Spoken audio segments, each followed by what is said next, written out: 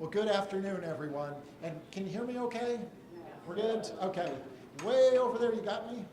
We're good? Okay. Well, I am Brett Danilovich. I'm the new provost at Florida Atlantic University, and I am delighted to be joining you at my first Larkin Symposium. Now, I said my first Larkin Symposium. While it is my first time to attend, the Allenby and Charna Larkin Symposium on the American Presidency was founded in 2004, having been made possible by the generosity of the Larkin family. The symposium is in memory of Allenby Larkin, a publisher, a member of our local community, and together with Charna, the parents of 3 children. Allen loved history and collected original signed letters from every American president, from George Washington through to George W. Bush. This afternoon is the capstone event of the symposium, intended to keep Allen's passion for history alive in all of us. Past symposia have featured lecturers from former Secretary of State Madeleine K. Albright, Carl Bernstein, Bob Woodward, and top historians from around the country. To continue with our program, it is my distinct pleasure to introduce you to one of our nation's top historians, Dr. Stephen Engel, Professor of History here at Florida Atlantic. Dr. Engel is a prolific scholar. Not even including his journal and conference presentations, he is the author of 9 books on political and economic progression of the United States in the 19th century. But he is not just a scholar. He is one of our finest teachers here at Florida Atlantic, having received numerous accolades for his teaching as well as his research. And not one to stay in his comfort zone, Dr. Engel was recently appointed as our faculty athletic representative to the NCAA. Please help me welcome Dr. Stephen Engel.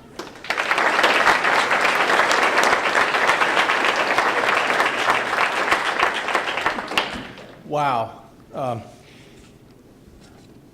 I should say I was on the search committee for Brett, so that might account for his charitable comments. So thank you very much, Provost. I want to thank you all for being here. Today marks the 15th annual Larkin Symposium, and this year we will feature American and European scholars who will explore several facets of the American presidency in early America. If we are a nation that, as Jill Lepore maintains in her new work, These Truths, we were born in contradiction, then the work of our citizenship must be to engage the past to find meaning for the present. Here at FAU, we're doing our part to be good citizens to advance the understanding of the American presidency. This year, we're fortunate to be able to combine 2 signature features of the university and to acknowledge the families that made this possible. Our theme, Origins of the American Presidency, brings together the Allenby and Charna Larkin Symposium on the American Presidency with the FAU renowned Marvin and Sybil Weiner Spirit of America collection. Many of the pieces our scholars will be mentioning at this conference are currently on display at the Weiner collection in the Wimberley Library, so please make time in the next few weeks to get to the 5th floor, and I can guarantee you'll come away impressed. Although Allen Larkin and Marvin Weiner never met, what brought these 2 men together was a love of American history, the American presidency, their generosity, and thankfully Florida Atlantic University. They shared our conviction that there is power and importance in studying the past, and their families have demonstrated the power of philanthropy, and I am honored for having been a part of continuing their legacy, and especially in contributing another volume that advances our knowledge of the American presidency. Today and tomorrow, the person who will be responsible for moderating the event is Dr. Ben Lowe, an extraordinarily talented scholar of modern European history, a fellow of the Royal Historical Society, and most importantly to me, friend and wonderful department chair. Please help me welcome Dr. Ben Lowe.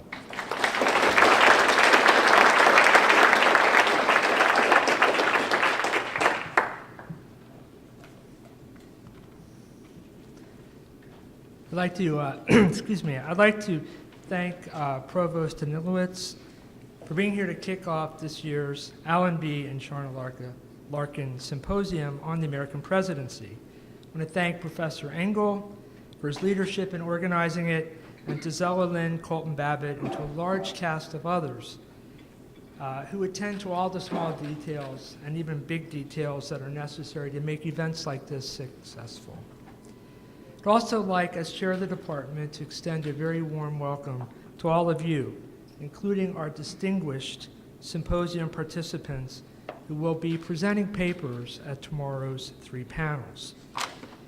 After this afternoon's speaker, when she's finished her presentation, there will be time for questions, and we'll have someone who will come around with the mic, and if you'll stand up, that's how we're going to take the questions.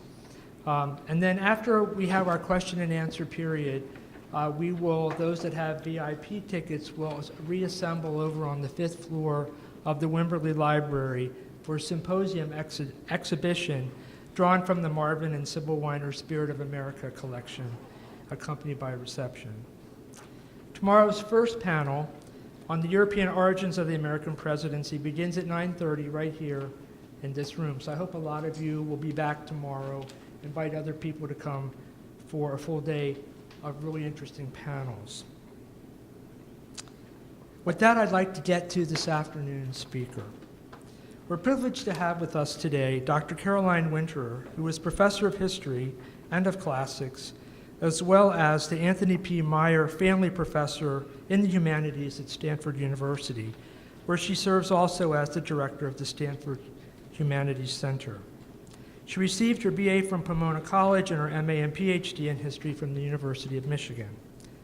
Dr. Winterer specializes in American history of the pre-1900 period, especially the history of ideas, political theory, and the history of science. She is the author of several books, including The Culture of Classicism, Ancient Greece and Rome in American Intellectual Life, The Mirror of Antiquity, American Women and the Classical Tradition, 1750 to 1800, and The American Enlightenment, Treasures from the Stanford University Libraries. She was also one of the contributors to the digital history project, Mapping the Republic of Letters, which traced social networking in the early modern and colonial periods. For mapping the social network of Benjamin Franklin, she received the American Ingenuity Award from the Smithsonian Institution and had an article published also about it in the Smithsonian Magazine. Dr. Winters also published numerous articles in various well-known and prestigious journals. She received fellowships from the Mellon Foundation, the National Endowment for the Humanities, the National Humanities Center, the Stanford Humanities Center, and the Spencer Foundation. Professor Winterer has also curated 2 exhibits of rare books and artifacts, Ancient Rome and America at the National Constitution Center in Philadelphia, and also the American Enlightenment at the Stanford Library. Her most recent book, American Enlightenments, Pursuing Happiness in the Age of Reason, published by Yale University Press in 2016 and just came out in paperback, shows how early Americans grappled with the promises of enlightenment, how they used new questions about plants and animals, rocks, as well as politics, religion, and people in the New World, to imagine a new relationship between the present and the past, and to spur far-flung conversations about a better future for all humanity. Because Dr. Winterer's work broadens our understanding of enlightenment so as to include American contributions and the transatlantic cross-pollination of ideas, I believe she is the ideal person to provide our keynote address for this symposium on the intellectual origins of the American presidency. Her topic today on the American presidency and the Age of Enlightenment will help situate us as we start this conference into the intellectual and cultural milieu of this critical time in our nation's founding. So I've talked long enough. Without further ado, it is my great pleasure to give to you Dr. Caroline Winterer.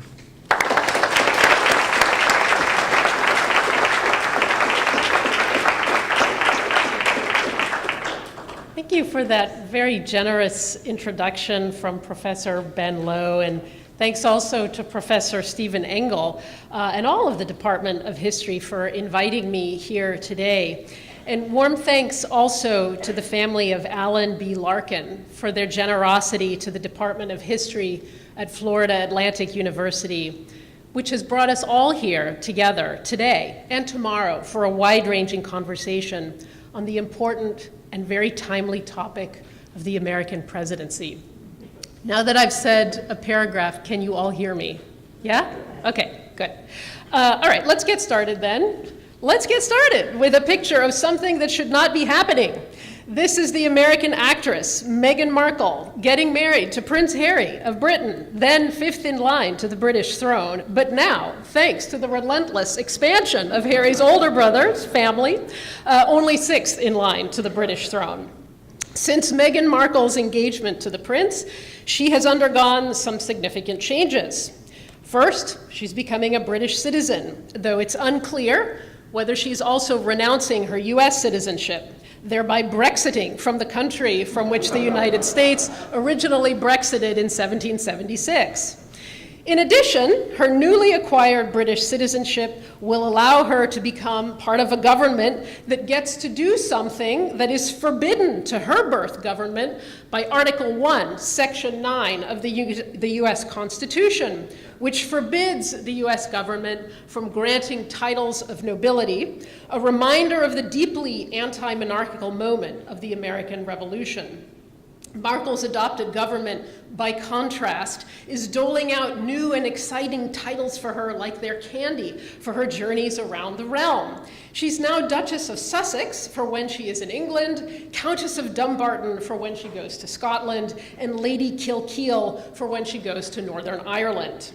As she wanders around the kingdom, she can also display her new coat of arms, which, I'm not kidding, incorporates rays of California's sun against a California blue sky.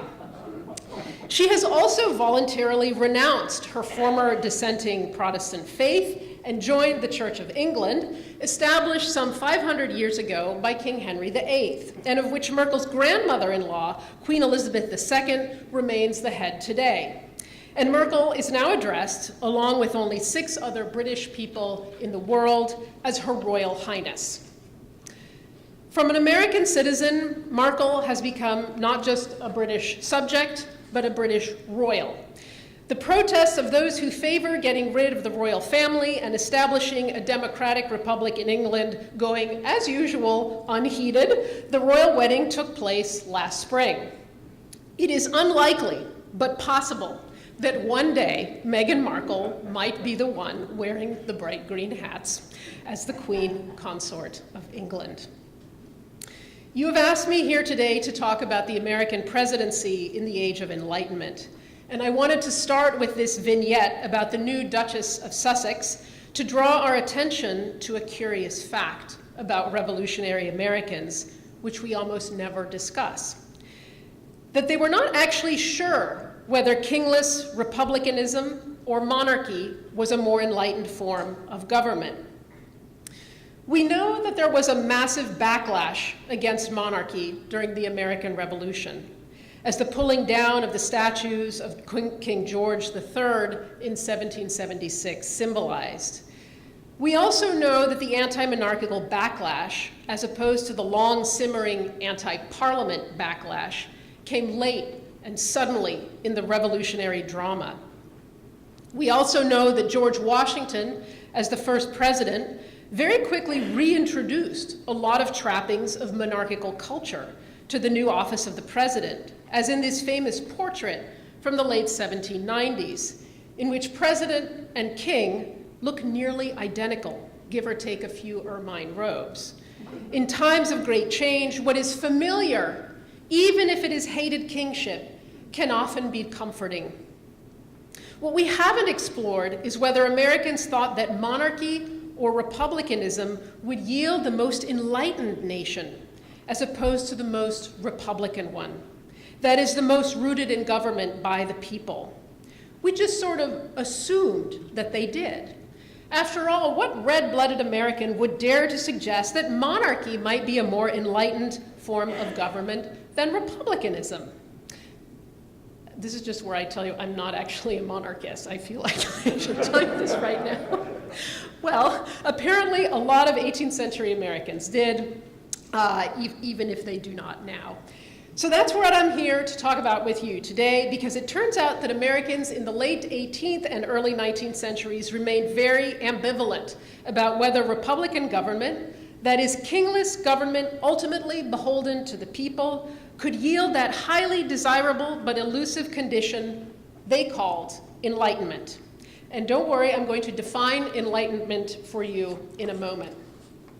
But I call that quality elusive because enlightenment continues to be something that American presidents aspire to, even 2 centuries beyond the revolution. During his presidency, Obama invoked the American Enlightenment many times as both a noble tradition that the United States was rooted in and as a set of values to which Americans today should continue to aspire. More recently, opponents of Donald Trump have been criticizing what they see as the absence of enlightenment. Some prominent conservative commentators, such as David Brooks, have called Trump the anti-enlightenment man. Now, I'm not here today to make partisan arguments one way or the other, but what I am telling you is that this is not a dead issue. We continue to frame the American presidency in terms of whether it leads the nation toward or away from enlightenment. So let's settle in for a while and see where this concept takes us today. To start, let me give you that promised working definition of enlightenment. People in the 18th century who considered themselves enlightened all subscribed to 2 basic propositions. The first was the idea of progress, that the future should be better than the past. Now, we take this idea for granted today, and in fact, we take it so much for granted as a kind of physical law of the universe that I sometimes have my students do an experiment in which they ask 10 random people on the street if the idea of progress is true, and everybody that they ask always thinks it is. And in fact, if you tell them that it's not true, they get angry.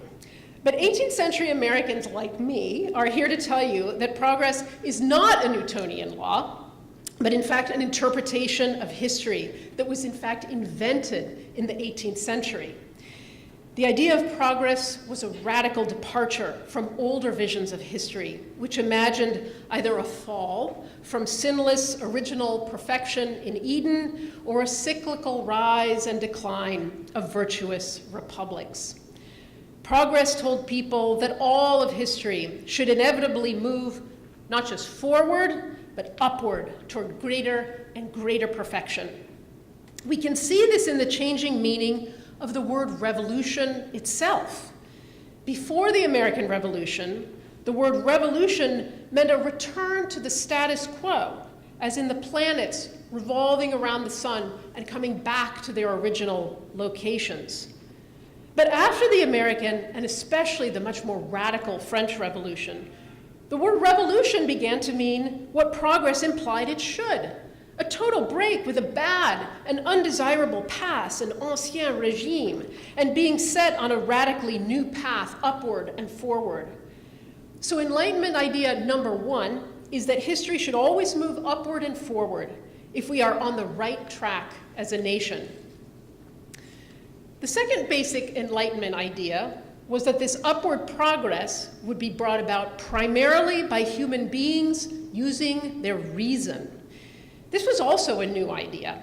Before this time, people assumed that life on Earth was pretty much an unfolding of God's divine plan for the universe, which often took place, therefore, through God's miraculous interventions in human affairs. Maybe humans had free will, but mostly everything was in God's plan. By contrast, the new Enlightenment idea of human reason as the engine of progress, while not eliminating God, put huge new responsibility on human beings, acting in the here and now. Using their reason, humans would pay attention to what their 5 senses told them and come to a set of common, sensible conclusions about how to bring about the imagined progress of definition number 1. Obviously, the application of these 2 basic ideas involved a lot more detail and refinement. I've been assured that I am not allowed to give an 8-hour talk, so I will not go into more detail about progress and reason. But in a nutshell, those 2 ideas of progress ever upward, done by reasonable human beings rather than miraculous interventions by the deity, is the common thread that distinguishes the worldview of those who considered themselves enlightened in the 18th century from those who did not. This image helps us to see what these 18th century enlightened people meant. They literally imagined a timeline of history, and we should remember that the timeline as a visual concept was invented in the 18th century. So they would have liked this chart. I made this chart, but they would have liked it. Moving upward progressively, away from kings and barbarity, and toward republican government to the better and brighter future. They imagined that people in what they now call the Dark Ages had been oppressed not just by their own ignorance, but by their enslavement to various schemes of oppression by popes, nobles, kings, queens, and all aristocrats. Enlightenment progress promised that human beings should liberate themselves from those political and religious shackles. The new idea of human rights whispered to everyone, rich and poor alike, that the real ruler, the real vessel for the will of God, should be the people enshrined in the first words of the Constitution. The first bestseller in American history was the pamphlet that promoted this new gospel of the common man on the eve of the American Revolution. This was Thomas Paine's Common Sense, published in January of 1776, which called King George III the chief ruffian of some restless gang. Paine located the origins of kings not in a noble lineage descended from Adam and ultimately from God, which is the story that kings always had liked to tell about themselves and their families, but instead in the barbaric and dark mists of the Middle Ages. Paine's title screams enlightenment. All human beings share 5 senses in common. So that's what this title means. It doesn't mean common sense like look both ways before you cross the street. It means that you have 5 senses in common with other human beings. And by sharing those 5 senses, you will come to reasonable conclusions with other human beings. Human reason shared among all people would show the enlightened path forward. From this moment of 1776 onward, anti-monarchism seeped into the very fabric of American self-identity. In America, said Thomas Paine, the law was king, and beyond the law, the people, and beyond the people, God, who spoke to them alone, rather than whispering secrets into the ears of kings. The new idea of progress promised Americans that time and events would inevitably flow away from monarchy and toward republics, accountable to the people. Now, all of this, as you know, was very inspiring to the framers of 1787, who wanted to design their new executive to be a non-king, an idea that they thought was very enlightened. As all of you know, Article 2 of the new federal Constitution imagined out of thin air a strange new creature that almost no European government for the last 2,000 years had any experience with. A wholly Republican executive, elected not by God, acting through human heredity, but through the people, acting through periodical elections. Because the presidency was so new, its executive powers were sketched in a remarkably skeletal way in the Constitution. All Article 2 basically says is that the executive power shall be vested in the president and that the president shall be elected, commander-in-chief, have treaty-making power, appoint ambassadors, and so on. This laundry list was actually so close to the powers of the reigning King of England, George III, that a number of people, like John Rutledge, delegate of South Carolina, complained that Americans, as he put it, were leaning too much toward monarchy. So why then did the framers think this kingly president was more enlightened than the king that they had just Brexited from? Well, one reason is that they thought the new office embodied the ideal of separation of powers that they associated with this man, the French judge, man of letters, political philosopher, winemaker, and early climate change theorist we know as Montesquieu. If you want to talk about his climate change theories, I can tell you during the Q&A. Although he was born into the French nobility in 1689, at the height of Louis XIV's absolutism, Montesquieu looked at France's highly stratified royal court in Paris as an outsider. He was born in a castle in the warm, lush, winemaking region of Bordeaux, 400 miles and a world away from Paris, the glittering seat of the royal power of Louis XIV and later Louis XV and XVI. When Montesquieu finally went to Paris, the aristocrats there treated him as some sort of backwoodsman from the wilderness, which he deeply resented and satirized in a book called The Persian Letters that mocked the absurdities of court life. Montesquieu fled France and traveled all around, especially falling in love with the London of George II, where he lived for 2 years and grew to believe that the English people enjoyed a much higher degree of liberty than the people of France, all because of one key quality. That essential quality was separation of powers. That for a state to most effectively promote liberty, the three powers that all governments wield, executive, legislative, and judicial, had to be confined to different individuals or bodies. No part of government, whether king or parliament or judges, should wield too much power over the others, declared the proponents of separation of powers. Well, why did they think this? Well, in typical Enlightenment fashion, Montesquieu had a very sober view of human nature. Like many other people at the time, he thought that people since the fall of Eden were essentially weak and power-hungry and prone to sin. But politics was nothing if not an arena for practically steroidal inflation of human ambitions for power. Who wouldn't want to rule the world? Montesquieu diagnosed power as the great silent cancer of political systems. It was always threatening to eat up the liberties of every single person in the realm. He believed that the purpose of separating powers was to weaken the grasping ambitions of those fallible, power-hungry human beings who fulfilled the three functions of government, to prevent any one person or group of people from seizing too much and turning into that dreaded creature of the 18th century, the tyrant. Now, living when and where he did, that is in absolutist France, Montesquieu was totally committed to the idea that a good monarch, even a hereditary monarch, was compatible with separation of powers. The good king or queen did not seize all legislative, executive, and judicial power, but rather left some to other people. But once that person seized all sorts of power, despotism was the result.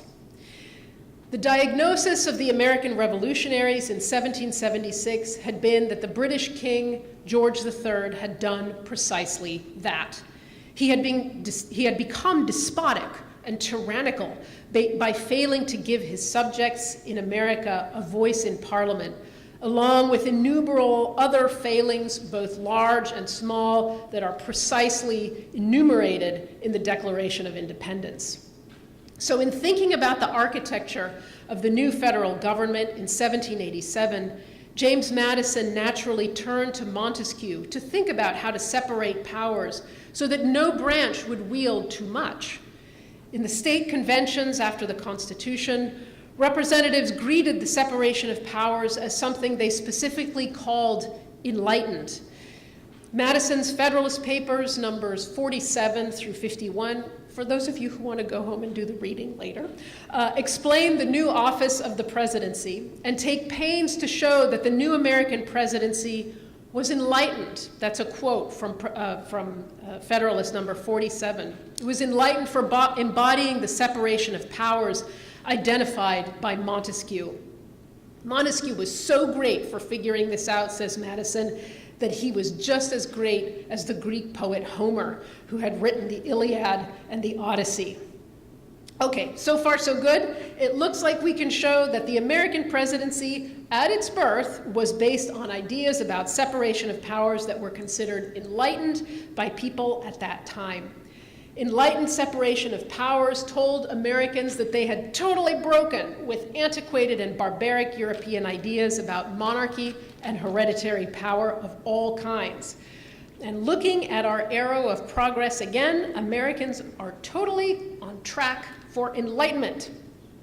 And yet we find curious things in the historical record, such as the fact that Americans themselves for decades after the American Revolution, were never sure about whether republicanism or monarchy were more enlightened forms of government.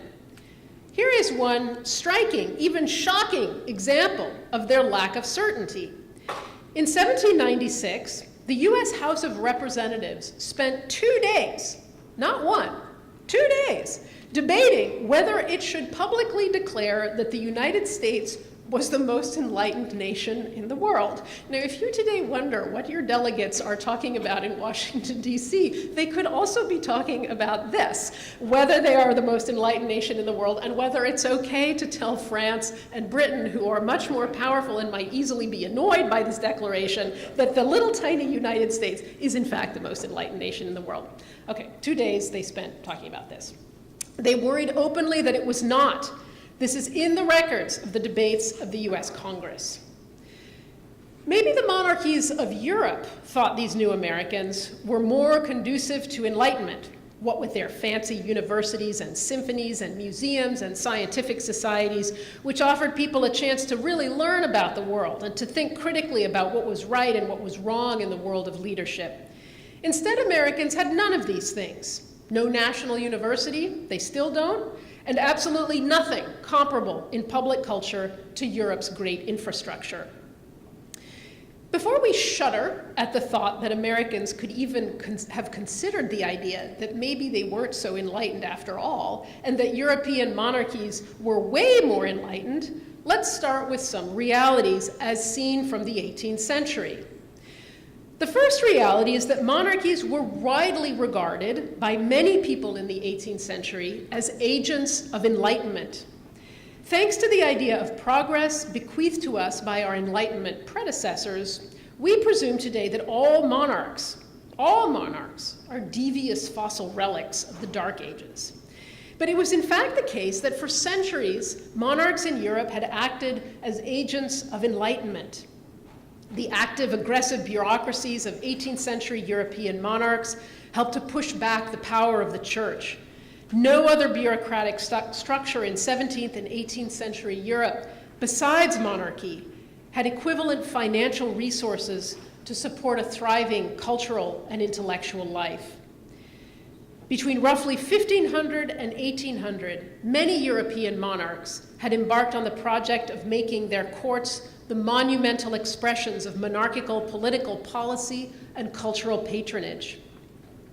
In the American colonies themselves, the now nearly forgotten King George II, whose 33-year reign, in addition to being totally forgotten, was also the longest in the colonial era, oversaw the founding of 3 colleges, including Princeton, where his gigantic portrait hung in Nassau Hall for the American undergraduates to admire. And just before you all go up to Princeton looking for this portrait, it was burned by the British during the American Revolution accidentally, so it's not there anymore.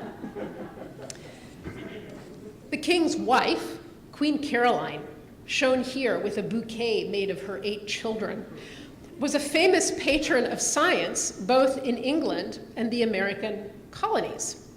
She promoted smallpox vaccination when it was still considered a controversial meddling in God's plan for humanity, and she personally funded numerous great scientific expeditions and books from that era, including Mark Catesby's beautiful and lavishly expensive Natural History of Carolina and Florida, the first color plate book about a North American subject that showed to the whole British Empire the incredible natural resources of the New World. Here is the medal struck to honor Queen Caroline in the American colonies, showing her watering a grove of South Carolina palms and saying, "Growing arts adorn empire, Caroline protecting." Furthermore, we don't often discuss another uncomfortable fact, that George II's grandson, the hated George III, who lost the American colonies, was in fact one of the most educated monarchs ever to sit on the British throne. Now, I know what you're thinking. It is a low bar. True. Sorry for our British friends here. Okay, still, the king's education exceeded in depth and breadth that of many university graduates at the time. And bear in mind that George III's education far surpassed that possessed by George Washington, whom Americans would elect as the first president and then would anoint as the epitome of enlightenment, going so far as to show, I didn't make this up, going so far as to show him literally ascending into the enlightened light of heaven with Lincoln after the Civil War. George Washington never attended college and knew no foreign languages. By contrast, the education of the future George III had become an urgent national priority beginning in 1751. The moment his own father, the ill-fated Frederick, Prince of Wales, died unexpectedly from a lung abscess when he was hit by the ball during a game of cricket, a sport he helped to make into Britain's national pastime. Frederick was also a great patron of music. He's the one who patronized the artist who composed Rule Britannia. So whenever you hear that, you can thank Frederick. Here he's playing the cello with his royal sisters. When Frederick died from that regicidal cricket ball, his little son George suddenly moved to the front of the order of succession and was put on a severe reading regimen by his tutors, as many future kings were. Here he is, he's on the right in this portrait in the gray, and you can see that his younger brother, who will not inherit the throne, is to his left, but the painter captures actually the more sparkling personality of the younger brother, who's practically crawling over his somewhat shy, let's say shy, older brother in this picture. When John Adams visited the royal residence at Buckingham in 1783, a mere 7 years after seceding from the kingdom he now visited, he marveled at the library of George III. "The king's library struck me with admiration," said Adams. "There were books of perfect taste and judgment, and maps of all the king's dominions." When Adams returned to the New US from his long trip to Europe, where he had also met the family of King Louis XVI of France, Adams founded the American Academy of Arts and Sciences in explicit admiration and emulation of European monarchies' possibilities for patronage. His admiration for monarchy and patronage was so great that he had to dog accusations for the rest of his life that he was a closet monarchist. I feel like I will too after this talk today. Okay, and here's a giant portrait of George III's wife, Queen Charlotte, posing with her two oldest sons. They're not daughters, even though they're in dresses, they're sons, with a famous book, John Locke's Thoughts on Education, the premier enlightened child-rearing manual of the 18th century, resting atop the piano. Today we revere John Locke's second treatise of government, which is about political ideas. But in fact, it was Locke's Thoughts on Education, an inquiry into human nature, that had the most influence in the 18th century. But in all of those books, basically Locke said the same thing, that it was not biblical revelation, but pure reason combined with information from our five senses that made for wise and enlightened citizens. For the record, this was exactly the same book that helped Abigail Adams to raise her 4 children in the precepts of enlightened Republican citizenship. So Queen Charlotte raised her eldest son to become George IV of England, and meanwhile Abigail Adams raised her eldest son, John Quincy Adams, to become the 6th President of the United States. Both mothers used Locke's Thoughts on Education because they thought it brought about enlightenment. And you see what I'm getting at, that in the 18th century, the same book can lead to Republican government and to monarchy. Let me add one more log to the fire as we ponder the American presidency in the age of enlightenment. Like most historians of the American presidency before us, we focus so far on the British side of things. But if we look further afield to the European continent, there lurks a phenomenon that we should pay more attention to: enlightened despotism. These were monarchs who used their vast personal powers to try to lift their realms into the age of enlightenment. These enlightened despots make us uncomfortable today. because we hear the word despotism, and we think that this can't possibly have anything to do with the American presidency, because that was designed by people like Montesquieu and Madison to be precisely not despotic.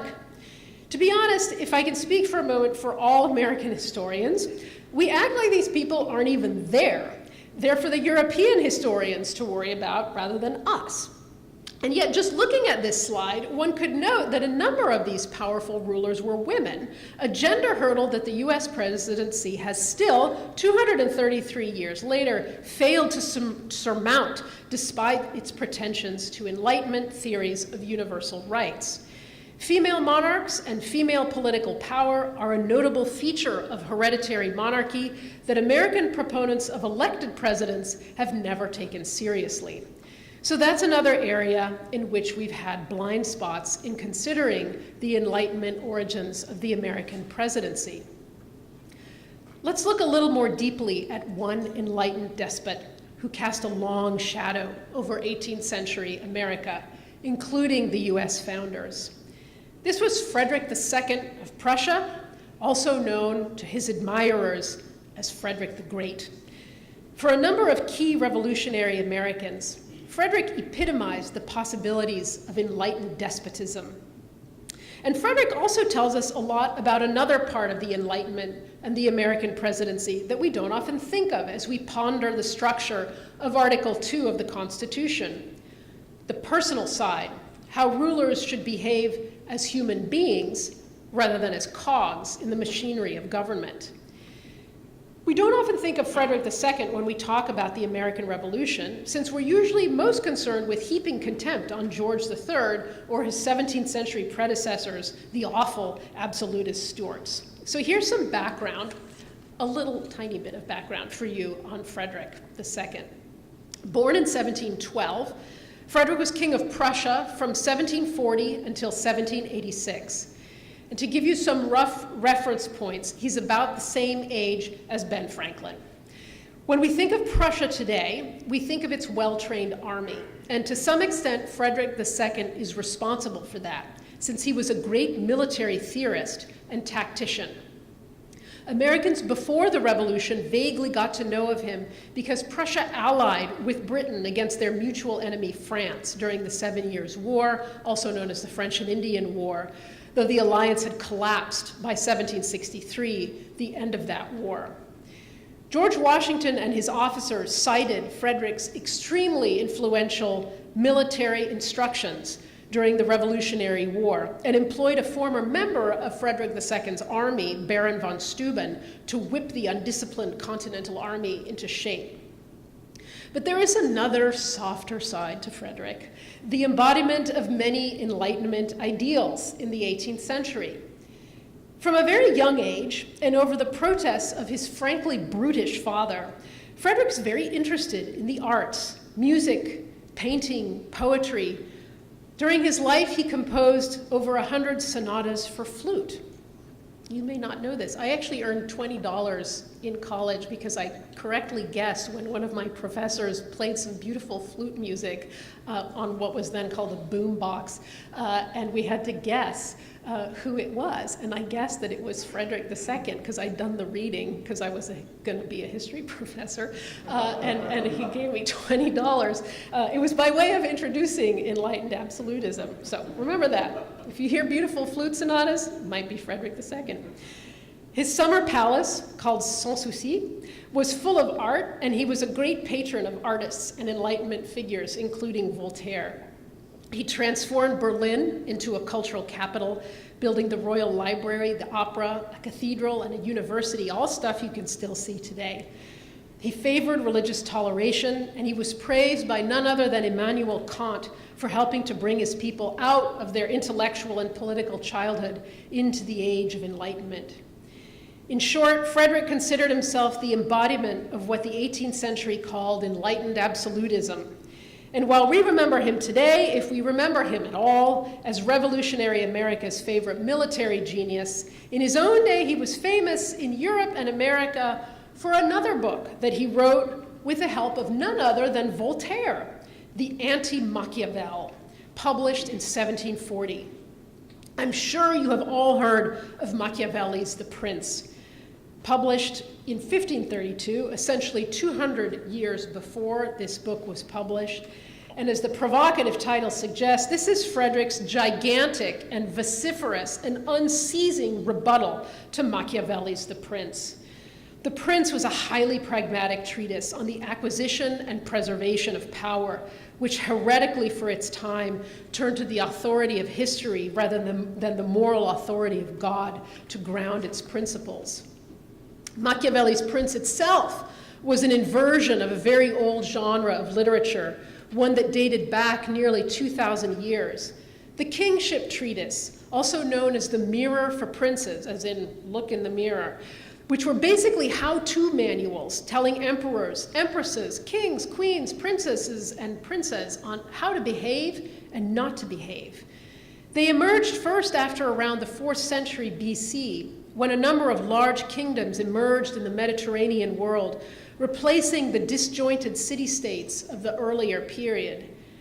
This was the first time, this is why they're important, this was the first time a single person had absolute rule over large expanses of territory at a time when people didn't fully separate a person from their political office. That is, they couldn't really just think structurally yet about politics in the way that we do today, and in the way that people in the 18th century began to imagine, when they began to imagine, as the founders did, that government could be a machine. Instead, in this early period, they imagined the person and the office to be the same thing. A number of key Mirror for Princes books became famous not just in their own day, but formed part of the required reading of the founding fathers. We can take just one example, the Chiropaedia, or Education of Cyrus, composed by the Greek philosopher Xenophon around 400 BC to educate Cyrus the Great of Persia, who he thought was the ideal ruler holding his vast empire together through his virtue and leadership. The framers of the US Constitution agreed, and the Chiropaedia was required reading for anyone who wanted to get into college in the 18th century in America. John Adams, the helicopter parent of John Quincy Adams, made poor little John Quincy read it cover to cover in preparation for the life of public service that he and Abigail accurately predicted lay in store for him. It was also read by his exact contemporary, the future George IV of England, who we already met when he was a young man. Once again, a president and a king are reading the same book to achieve enlightened rule. So let's go back to Frederick the Great's Anti-Machiavel, the book by an enlightened despot so beloved by the founders. Why did Frederick the Great hate Machiavelli's Prince so much that he wrote a 2-volume rebuttal to it? Well, he was offended by Machiavelli's self-interested scheming and calculating. The Prince was nothing but an instruction manual for highway robbers. That's a quote. An instruction manual for highway robbers, says Frederick, telling unscrupulous social climbers how to seize and keep power. So Frederick the Great updated the ancient Mirror for Princes genre for the age of Enlightenment. He condemned the age of Machiavelli 200 years before as barbaric and backward, so different from his own age of what he called modern enlightened politics. The business of princes, says Frederick, is to govern nations and administer justice to their subjects. The most important duty of princes is to be moral, magnanimous, merciful, and good. The major American founders all had Frederick's Anti-Machiavel in their libraries, right next to Montesquieu. They liked to quote Frederick the Great on the topic of enlightenment, not just battlefield tactics. To take just one example of the influence of Frederick the Great's vision of enlightened rule, the letters to George Washington as president are full of advice for following the enlightened example of Frederick the Great in the realm of law and self-conduct. Here is one man writing to President Washington at Mount Vernon in 1794. Laws should be founded on justice, reason, and utility, says this man. They ought to be simplified and reduced to as small a compass as possible, as the late King of Prussia did for his subjects. So I love this. This is a Republican citizen instructing the new Republican president, using the example of not just a monarch, but an enlightened absolutist monarch on how to be a great president. So we're in the 18th century. Okay, we're getting to the end of the talk here, so let me conclude by speculating about why we should care about the sudden and unexpected appearance of the enlightened despot Frederick the Great and his anti-Machiavelli in revolutionary America, just as Americans were groping beyond monarchy toward a system of executive power that they thought was more enlightened than kings and despots. We should care because so far we, and by we I mean historians and Americans, have focused all our efforts on the enlightened structure or architecture of the American presidency. This was what we saw with Montesquieu and the idea of separation of powers. The Republican dream in 1787 at the Constitutional Convention was that the federal government would be a great impersonal machine. Its structure, its various parts checking and balancing, would lead away from the dark ages of erratic personal rule and toward a gleaming enlightened future of executive rule stripped of human aspirations to ambition, cruelty, immorality, grandiosity, and selfishness. But as we've seen today, whirring in the background of these Enlightenment dreams was another strand of enlightenment that was not about the structure of government, but about people, the messy, chaotic, and all too human beings who ran governments. This strand emerged from the real and living examples of monarchs in 18th century Europe, from George II to Frederick II, from Queen Caroline to Queen Charlotte, thinking about what it might mean to have enlightened monarchy. What were the personal and moral qualities of a good ruler who, because sitting on the throne for life, should therefore be held to a higher standard of conduct than the revolving door elected American presidency? But perhaps at their peril, revolutionary Americans put all their faith in their sleek Republican power-separating machine outlined in the Constitution, and did very little to lodge this other, more personal strand of enlightened thinking, the thinking of Frederick II, in their very mechanistic, structural, skeletal version of the new American presidency. In essence, they ignored the very ancient and rich literature of the Mirror for Princes, which was about figuring out not just what to do, but who to be. As we saw at the beginning of the talk, all modern presidents either talk about or are judged by how enlightened they are. This is an ancient and venerable American political tradition.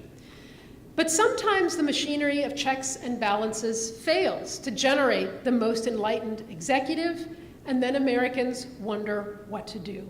This has also been a recurring conversation throughout the 20th century.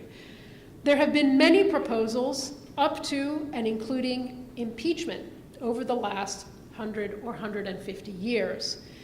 But it might be worth a look at what the founders and their enlightened European friends might have proposed. The Mirror for Princes genre, in which the education and ethics of the elected presidency is taken as seriously as that of a hereditary permanent monarch. Enlightened despotism, just like the enlightened American presidency, was also a creature of 18th century Enlightenment, and it had built around it a large literature of how to think and behave in case by blind genetic luck or the bad luck of a wayward cricket ball, you were handed enormous political power to rule over the lives of millions of people. And like the founding fathers in 1787 inventing the presidency, we might do well to dust off Frederick the Great's anti-Machiavelli today and look again at some of its advice about how people work rather than just how machine-like governments work. In short, we are not done with the project of building the American presidency to help us achieve enlightenment. The path still lies open before us. Thank you.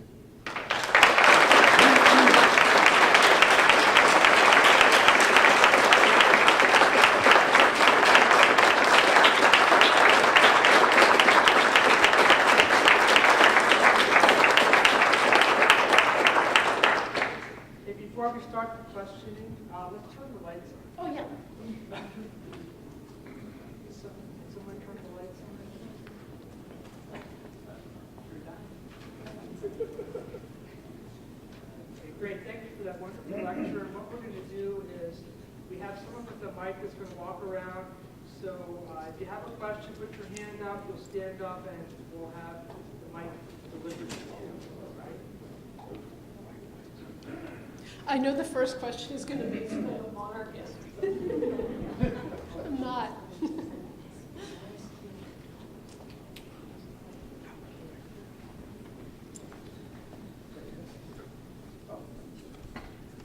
Thank you for a great lecture. My question would be, are you suggesting at the end of your talk that there should be stronger qualifications for a president and that they should be delineated in some type of constitutional format rather than just leaving it up to the citizens to decide who that? Yeah, what a great question. And I hope that tomorrow we can unroll that question more. So I think that may be why this is not written into the Constitution, because it would be so difficult to delineate those qualities, and it would be so vague as to be, I mean, I can't even imagine how they would begin. How would, it's already bad enough that the structure is vague, is necessarily vague.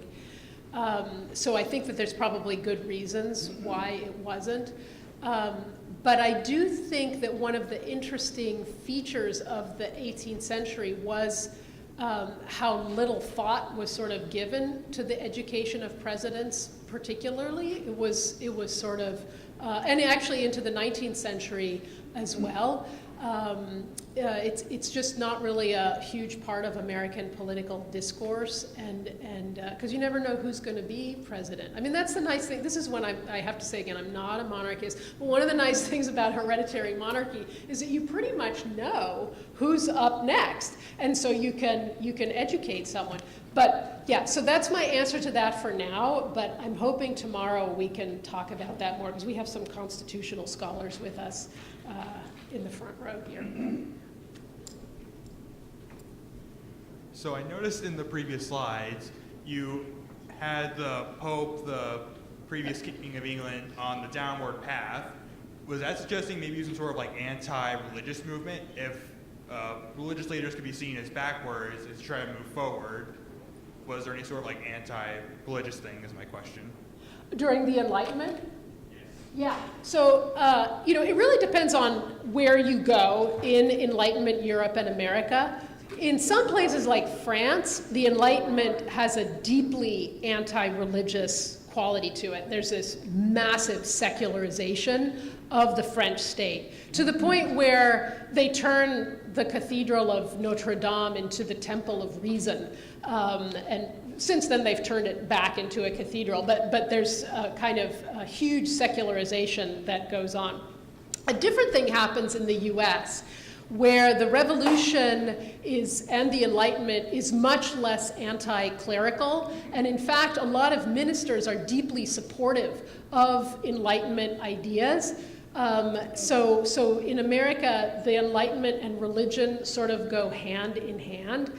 The idea being, they mostly sort of move God a little further away from the direct sphere of influence. So they imagine a kind of clockmaker God, that God puts the laws of Newton into kind of motion a whole bunch of years ago, and then now the laws just unfold themselves. But there's very little anti-clericalism, with a few exceptions. Actually, one being Tom Paine. He's okay in 1776 when he publishes Common Sense, and he's the darling of the American revolutionaries. But then he goes to France and is infected by French anti-clericalism, and he returns to the US in the late 1790s, having published The Age of Reason, which is this kind of anti-church manifesto, and the Americans won't talk to him anymore, and he's kind of the bad boy at that point. So it really depends in the Enlightenment, varies a lot. Did that answer your question? Yeah? Okay. I have a question. I'll go ahead and throw one out. You talked about the education of early presidents, and how much moral philosophy were they reading? I mean, in their libraries, they were reading Frederick the Great, obviously, but the Renaissance was a lot of moral philosophy that was being written. I know you studied classical influences in Stoic, Cicero. Was that a tradition that presidents were trained in, and if so, do you know when that stopped? Could you please repeat the question? Yeah. The question, what a great question for an intellectual historian. Thank you for that. So the question is, so I talked about the education of Cyrus and the kind of the moral education of American presidents, and the question is, did other American presidents read moral philosophy or the classics like the Stoics, the Epicureans, etc., and when did that stop? Did it stop? So yes, it has stopped. I should say that. So the classics in general and moral philosophy all drop out of American higher education after the Civil War. So this is a feature of American elite education from the founding of Harvard in 1636 until about the Civil War era. So you get some presidents like Andrew Jackson who did not go to college, so they would not have received this kind of education. And then on the flip side, you get hyper-educated presidents like poor John Quincy Adams, who's read everything in Greek and brings all of this to office. So they would have read the classical moral philosophers, the Stoics, et cetera, on kind of how to go through life and have sort of self-mastery, not to be swayed and irritated by all of the kind of annoying things going on around you, and to be influenced by flatterers which surround people who lead very public lives. They would also have read the moral philosophy of the Scottish Enlightenment. So the name that probably will be most familiar to you is Adam Smith, who published The Wealth of Nations, actually in 1776. It's an easy date to remember.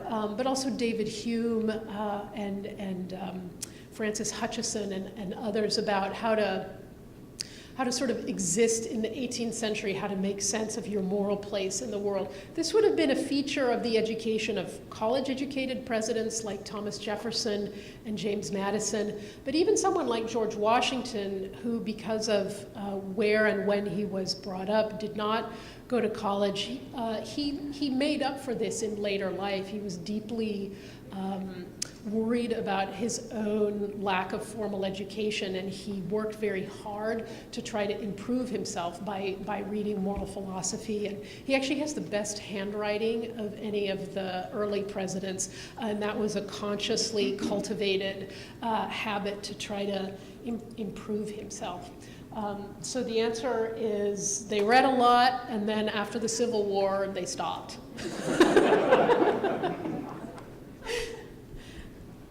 So earlier in the talk, you alluded to Montesquieu's view on climate change, and I was just curious about that. And was he a minority in thinking about climate change at the time? Because this is way before mass industry and everything like that. Yeah, it's funny. I love being an 18th century historian for many, many reasons, including that everything that happens, we can say, oh yeah, we already did that in the 18th century. So this is not the first time that we believe that climate change is at the center of everything. In the 18th century, everybody who was a philosopher believed that everything in the world was affected by climate.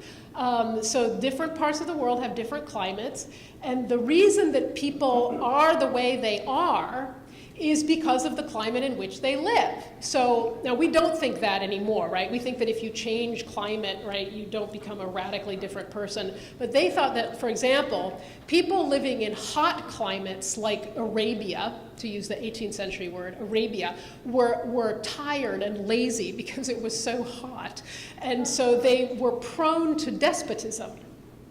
By contrast, the British had a lovely, cool climate which energized them, and so they had active, liberty-loving governments because it was cold, and so they wanted to exercise themselves for good government. So Montesquieu, this all fits into Montesquieu's great book that if you were in my class, we would read, The Spirit of Laws. And what he says is, the reason we need to talk about separation of powers is because it all comes into his theory of government as being drawn directly from the way people are. So you have to fit the laws to the climate of where you are. Now, I'll let you guys decide what Florida needs in terms of government, whether you need despotism or liberty-loving government. Is it air-conditioned or are you outside? I don't know. But he's the first climate change theorist because he believes that if you change the climate that a person is in, you also have to change the government.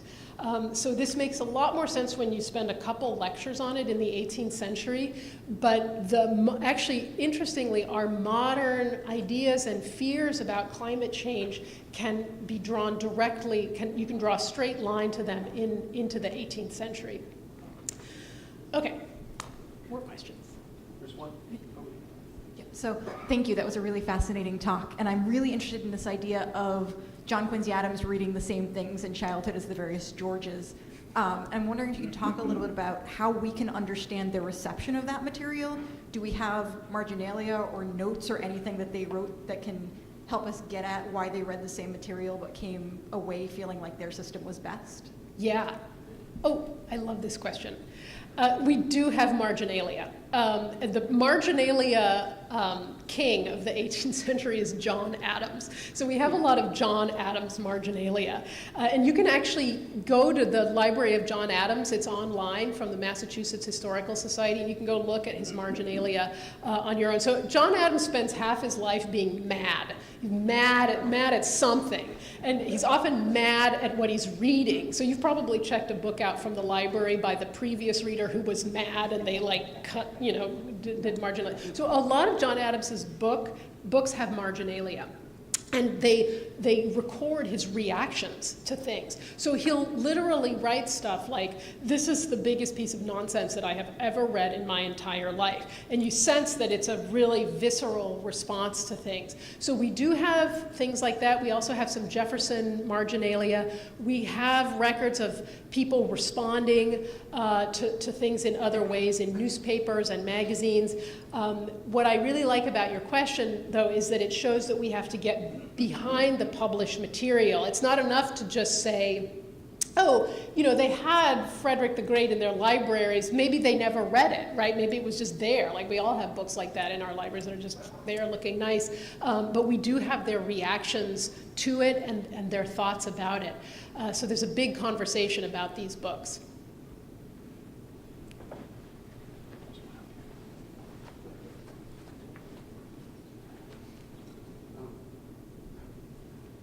Thank you. Can morality or ethics be tracked in any consistent way in the Enlightenment period? Now, divorcing from religion, and of course looking to the intrinsic nature of man, and the accountability or lack thereof, and the natural course of republics that have a very short, relatively short, finite period of time in history. Does that question even come up, or does it make any sense, and does it beg the issue why humans don't learn from history? Oh, yeah. So the answer to that is no, we don't learn from history. But I want to make sure I understand your question. When you say, can we track morals during the Enlightenment, do you mean, do people start to change the way they behave because of these new ideas? Yeah. Oh, yeah. So that's a great question. And I don't want to answer the question by saying, people became better people during the Enlightenment, because that's often very relative, right? And it's from the standpoint of the judger, and who am I to judge on these things. What we can say is that people in the 18th century, having absorbed the ideals that they call enlightened, began to do things that they thought were more enlightened. So probably the classic example here is the abolition of slavery. So one of the tenets of Enlightenment is that everyone has within them something that is called rights, and we call those human rights. And we don't really know where in our bodies they are. We just know that we have them. So this is a very kind of 17th, 18th century idea. What happens over the course of the 18th century, very slowly but very inexorably, is the spreading of the idea that those human rights also belong to the people who are slaves. And by the American Revolutionary period, that's about 900,000 people.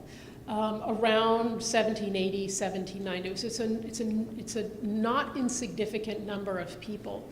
We know that over the course of the revolutionary period, and especially afterward, the language of anti-slavery is given a huge boost from the ideas of the Enlightenment, that everyone possesses reason, because Aristotle had not said that, right? So one of the books that the founders read is Aristotle's Politics, and there Aristotle says that there are natural slaves. There are natural slaves, and actually going back to the marginalia question, that's one part of Adams's marginalia that's really revealing. He writes in the marginalia, no, they are not. No, they are not natural slaves. So he's disagreeing with Aristotle. And more people begin to disagree with Aristotle in the 18th century and to believe that there are not some people who are born to be enslaved, that everyone should be free. Now, it takes many, many decades for this to get worked out and to eventually make its way into an amendment to the US Constitution. But that is probably one of the most powerful ways in which Enlightenment ideas profoundly transform the ethical and moral conversation in the United States.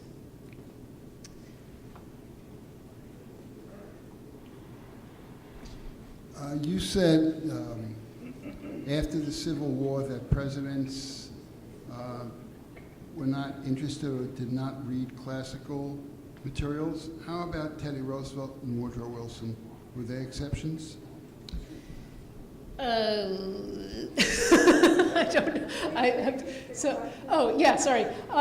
Teddy Roosevelt and Woodrow Wilson, are they exceptions to the rule that the presidents did not read the classics? I believe that they are, so I don't want to make a blanket statement here. And Woodrow Wilson is the only American president, this is a quiz, to have what degree? A PhD. So he's the only American with a PhD. So he would have read these kinds of things. The greater point, though, is not whether individual presidents read this or read that, because it's hard to track and whatever. It's the fact that American higher education as a whole is profoundly transformed after the American Civil War, so that Greek and Latin and the classics go from being the very center of education, which they had been since the Renaissance, to being this weird outlier periphery department that nobody majors in anymore. And it goes from being the education of statesmen to being this sort of sideline, totally seen as useless. And the same thing happens in American public education as well. You have to go to private school in order to get Greek and Latin. So that's the larger takeaway is, I think, the big question on the table is, what kind of education should people destined for the executive office at the national level be getting? What do we want people to know when they step into public office? Now, that's a question that we who teach in universities spend a lot of time talking about. How do we educate citizens? They thought a lot about it in the 18th century, and the answers that they gave were, read Frederick II, anti-Machiavel. It makes me sometimes think, maybe I'm going to assign the anti-Machiavel, to some poor, unsuspecting undergraduate at Stanford. We'll see my enrollments, drop from there. So that's, I think, the bigger question that's always on the minds of people who run republics, where the people are in charge. What kind of education do we think that people need for public office? It's an open question. Do one more.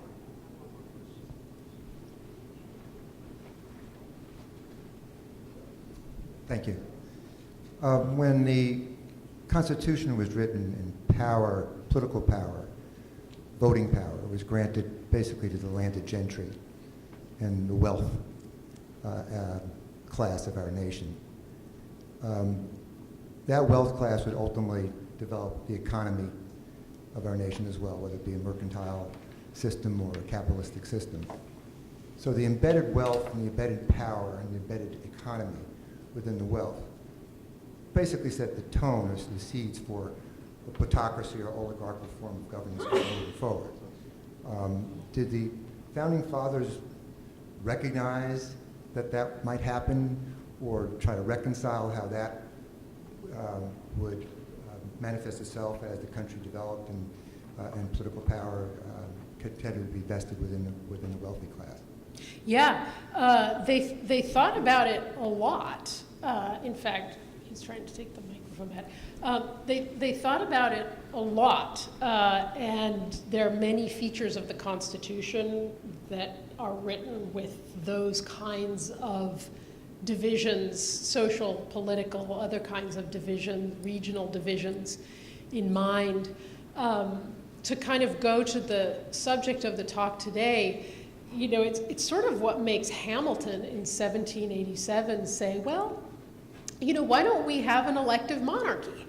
Because you don't just have hereditary monarchy.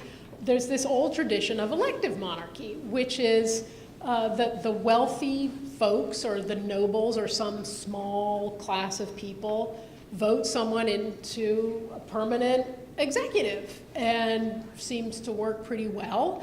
And, you know, the alternative is trusting any old person with the vote, right? Whether they have skin in the game in terms of being landholding or not, which is how the 18th century viewed things, right? They really trust landholders because landholders have skin in the game, they're stability producing, et cetera. So you know, that's why the monarchy conversation is alive in the 18th century. For us now, it seems trivial. You know, it seems trivial, and moreover, and this is where I think we should be really careful. The monarchy conversation today seems unthreatening.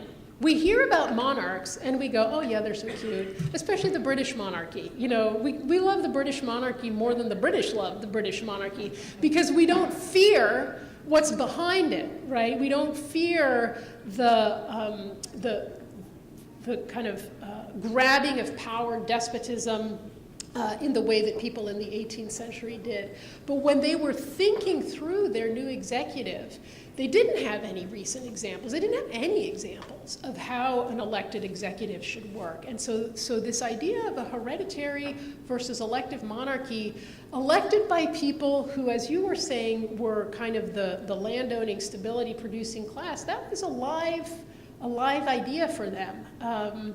And it's just kind of, in a way, like by chance almost, that they didn't go in that direction, and here we are today.